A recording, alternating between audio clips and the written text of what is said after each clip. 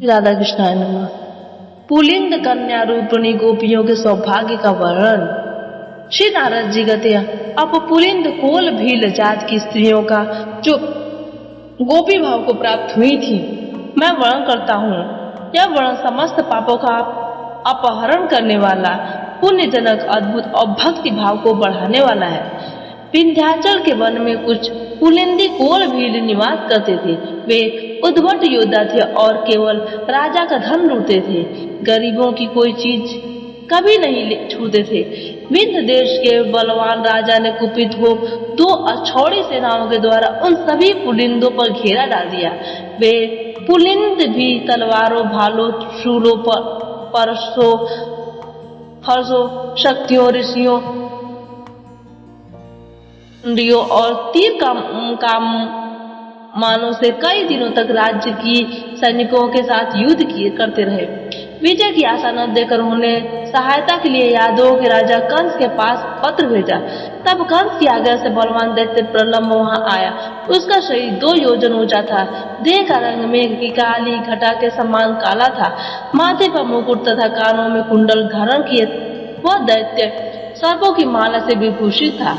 उसके पैरों में सोने की साकल थी और गदा में हाथ में गदा लेकर वह दैत्य काल के समान जान पड़ता था।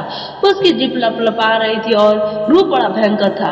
वह शत्रुओं पर पर्वत की चट्टान तथा बड़े बड़े वृक्ष उखाड़कर फेंकता था। पैरों की धमक से धरती को कपाते हुए दुर्मरण दैत्य प्रलंब को देखते हुए ही भयभीत तथा पराजित हो विंध्य नरेश सेना सहित सम्रांगन छोड़कर सहसा भाग चले, मानो सिंह को देखकर हाथी भाग जाता है। तब प्रलंब उन सब पुलिंदों को साथ ले पुनः मथुरापुरी लौट आया। वे सभी पुलिंद कंस के सेवक हो गए। हे नृपेश्वर, उन सब ने अपने कुटुंब के साथ कामगिरी पर निवास किया। उन्हीं के घर में भगवान श्री राम के उत्कृष्ट वरदान से पुलिंद स्त्रियां दिव्य कामनाओं के रूप में प्रकट हुई, जो मूर्तिमती लक्ष्मी की भांति पूजित एवं प्रशंसनीय होती थी।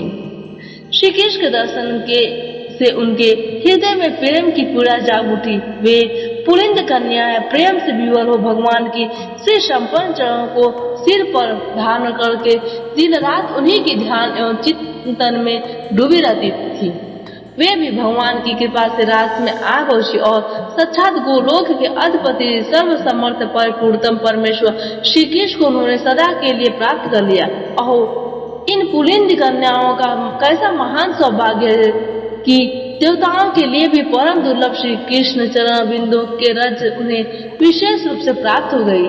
जिसकी भगवान में परम उत्कृष्ट पाद पद्म पराग में सुदृढ़ भक्ति है, वह न तो ब्रह्मा जी का पद, न महेंद्र का स्थान, न निरंतर स्थायी सार्वभौम सम्राट का पद, न पाताल लोक का अधिपत्य, न योग सिद्ध और न अपुनर्भव मोक्ष को ही चाहता है। जो अकिंचन है, अपने किए हुए कर्मों के फल से विरक्त है, वे हरिचरण रज में आसक्त भगवान के स्वजन महात्मा भक्त मुनि जिस पद का सेवन करते हैं, वही निर्लेप सुख है। दूसरे लोग जिन्हें सुख कहते हैं, वह वास्तव में निरपेक्ष नहीं है। आज की कथा यहीं पर समाप्त होती है।